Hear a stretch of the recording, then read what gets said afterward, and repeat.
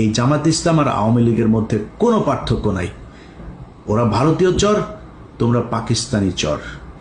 আমরা পাকিস্তানের সাথে প্রচণ্ড ভালো সম্পর্ক রাখতে চাই, কিন্তু তুমি পাকিস্তানের হয়ে এই দেশের বিরুদ্ধে, মানুষের বিরুদ্ধে যুদ্ধ করা, তারপরে এই দেশে এসে রাজনীতি করবা, রাজনীতি করতে এসে যখন যার দিকে মনে চায় তার পক্ষ হয়ে কাজ করবা, আর তোমারে আমরা কোলে তুলা তুলা নাচবো, এটা মনে করার কোনো কারণ নাই।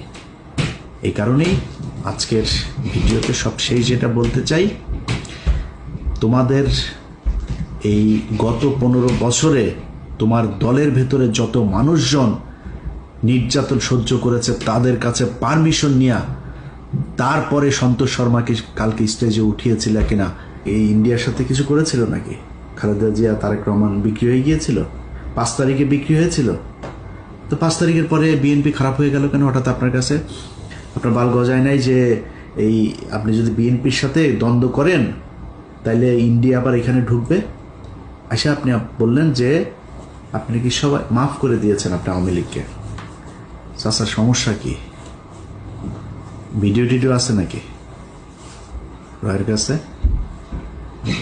টাকা পয়সা লেনদেনের কোনো কিছু আছে? সমস্যাটা কোথায়? আপনি এসে বললেন মাফ করে দিলাম, তো আপনার কথা হওয়ার কথা না। আরে ভাই, গত 15 বছর এই দেশটা ইন্ডিয়ার কাছে বিক্রি করে দিয়েছিল। আপনি সেই দেশের স্বাধীন হবার পরে আপনি তাদেরকে মাফ করে দিয়া তারপরে তাদেরকে নিয়ে থাকতে চান, কারণ কি? সমস্যাটা কি? এটা তো বলা দরকার মানুষের কাছে।